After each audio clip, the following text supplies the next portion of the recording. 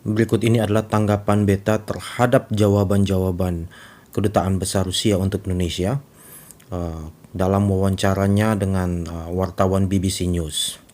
Dalam acara ini yang diwawancarai bukan hanya Kedutaan Rusia tapi juga Kedutaan Ukraina. Tapi Beta hanya akan menjawab atau menanggapi jawaban-jawaban dari Kedutaan Rusia. Kita simak selanjutnya. We are painted by the West as some thirsty monsters. It's not true. We don't want war. We know what war is. We lost 27 million lives in World War II. Anda mengatakan tidak menginginkan perang, tapi tepat di saat yang sama kalian melakukan invasi militer terhadap Ukraina. Wow, jelas sekali tepat di depan mata Anda inkonsistensi itu. Dan tercium jelas di depan batang hidung Anda, Bu. Tapi Anda sama sekali tidak dapat melihatnya, tidak dapat menciumnya. Itu suatu hal yang luar biasa. Ini sama seperti Anda mengatakan, hey, jangan menghakimi, menghakimi itu salah. Di saat yang tepat Anda mengatakan menghakimi itu salah, Anda sedang menghakimi bahwa menghakimi itu salah. Oke, mungkin Anda sedang memisahkan definisi antara invasi militer yang kalian lakukan dengan perang yang Anda bicara di awal. Tapi oke, kita akan lihat selanjutnya. Apakah benar Anda sedang memisahkan definisi itu? Kemudian, apakah dengan mengungkapkan Rusia pernah kehilangan 27 juta jiwa pada saat Perang Dunia Kedua, membuat invasi militer Rusia terhadap Ukraina menjadi benar? Anda sedang melakukan semacam red herring, yaitu mengalihkan topik pembicaraan, yaitu invasi militer terhadap Ukraina, untuk melihat kembali ke belakang bahwa kalian pernah kehilangan 27 juta jiwa. Oke, itu suatu hal yang memilukan, tapi Anda tidak bisa menggunakan suatu isu yang lain untuk membenarkan posisi kalian yang sekarang.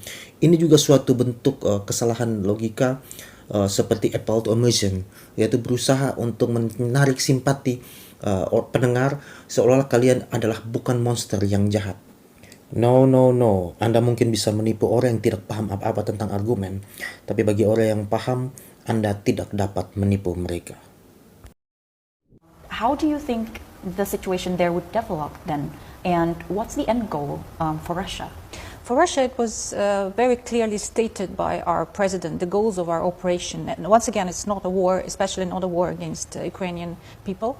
But the goal of the operation is demilitarization and denazification of Ukraine, because Ukraine is our neighbor. We have a very long border with Ukraine, around 2,000 kilometers, if I'm not mistaken. And imagine if the military infrastructure of NATO comes to the border of Russia.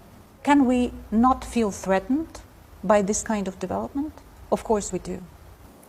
Seperti yang sudah Beta katakan sebelumnya, Anda berusaha untuk memisahkan antara definisi perang dengan invasi militer yang kalian lakukan terhadap Ukraina. Anda berusaha menolak bahwa kalian tidak melakukan perang terhadap Ukraina. Tapi mungkin kalian lupa yang kalian lakukan itu terhadap suatu negara dengan kedaulatannya sendiri, bukan negara di bawah pemerintahan Rusia, negara yang terlepas dari kekuasaan Rusia, negara yang berhak mengatur kehidupannya sendiri, negara yang sama sekali bukan di bawah kendali Rusia. Itu satu hal yang mungkin kalian lupa. Maka tidak ada kesimpulan lain selain kalian melakukan perang terhadap Ukraina. Jelas Ukraina itu negara sendiri yang kalian sedang perangi sekarang, yang kalian sedang melakukan invasi militer sekarang ini. Itu suatu hal yang jelas terpampang di depan mata Anda, tapi Anda berusaha untuk menolaknya. Berikutnya, kalian merasa terancam dengan infrastruktur militer NATO yang berada di perbatasan Rusia. Tapi pertanyaan pentingnya adalah, atau pertanyaan yang paling mendasar yang harus kalian jawab adalah, apakah dengan demikian membuat kalian berhak melakukan invasi militer terhadap Ukraina, terhadap kedaulatan negara lain? Ini pertanyaan pertama yang harus kalian jawab.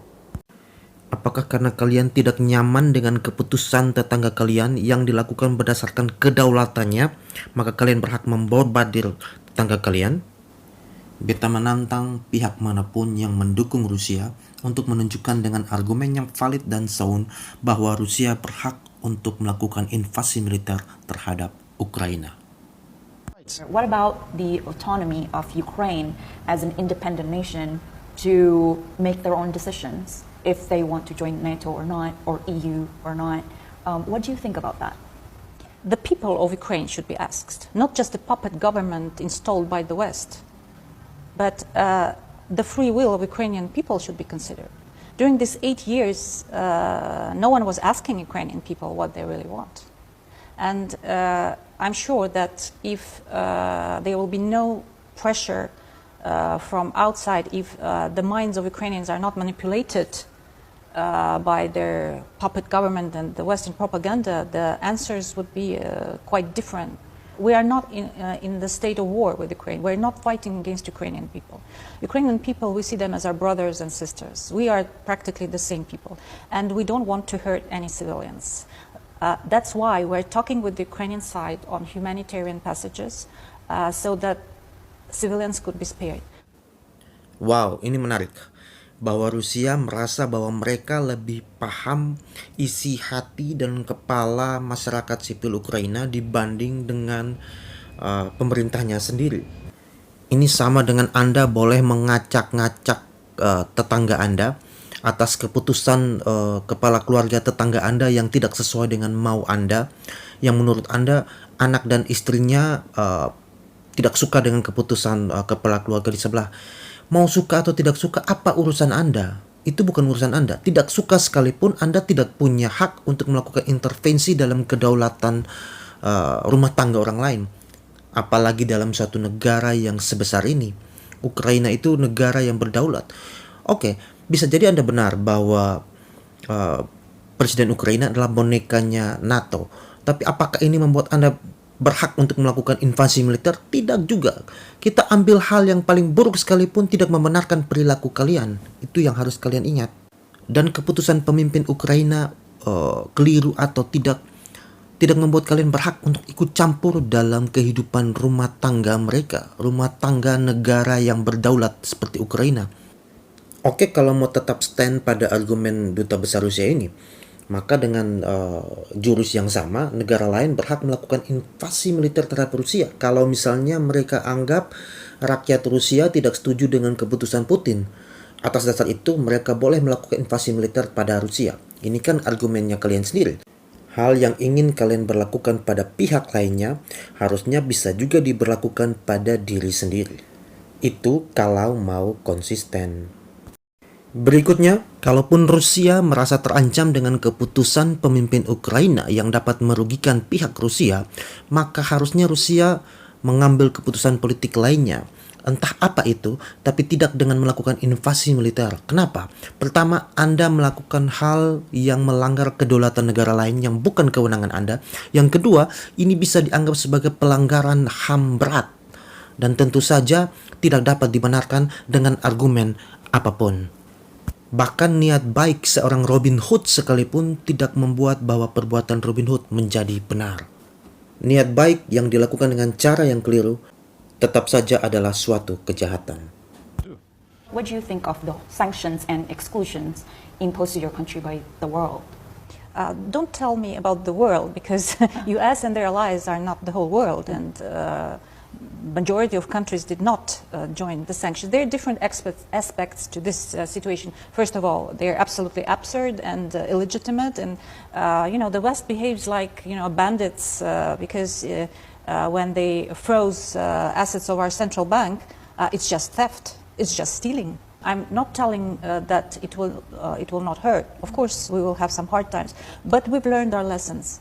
We will do whatever we can to make the Russian economy not dependent on our Western partners. Oke, terlepas dari entah apa motivasi Amerika dan sekutunya atau negara-negara barat dalam memberikan sanksi, tapi beta pribadi pun setuju bahwa Rusia harus diberi sanksi. Sanksi yang berat atas kejahatan yang besar seperti ini. Bahwa Amerika dan sekutunya juga punya kesalahan tertentu. Ya, di sisi yang lain mereka punya kesalahan.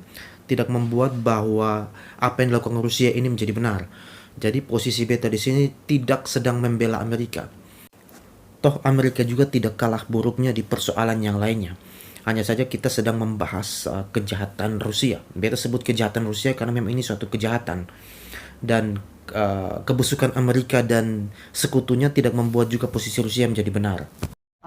And position regarding the war in Ukraine. Of course, I will be frank, we are disappointed by the a decision of Indonesia that we see as our good partner and friend to act as a co-sponsor of the UN General Assembly resolution condemning Russia as an aggressor, but of course we still see Indonesia as our friend and partner, and we hope that this situation will not affect our bilateral relations.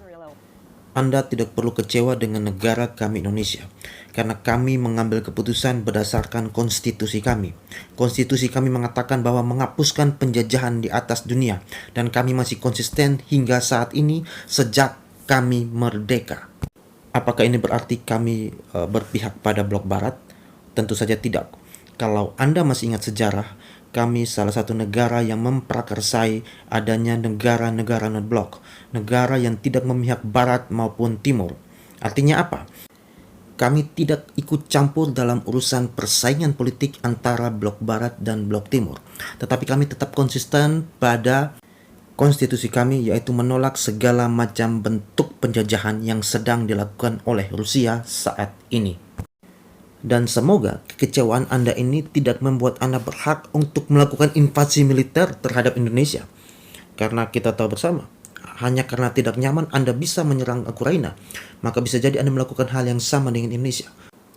Dan seperti yang Anda katakan, tentu saja Indonesia dan Rusia tetap bisa bekerja sama. Karena tentu saja ketidaksetujuan tertentu tidak bisa digeneralisir pada semuanya, bukan? What's your wish for the Indonesian people or the Indonesian government regarding the situation in Ukraine? War, that's not our wish, that is not our choice, but I can assure you by conducting this military operation, we're trying to prevent some bigger tragedy from happening. And of course, we want peace. We want to live in peace with Ukraine, with our good neighbors, our relatives, our brothers and sisters. And but sometimes when you exhaust all the other means, you have to take this drastic measures. Tentu saja ini yang Anda katakan dari awal. Anda tidak mau perang, tapi melakukan invasi militer terhadap Ukraina. Kalian ingin kedamaian dengan cara memerangi dan membumi hanguskan Ukraina. Ingat, ada ratusan korban sipil di sana. Amerika dan sekutunya pastinya punya keburukan tertentu. Tapi kalian Rusia juga sama buruknya.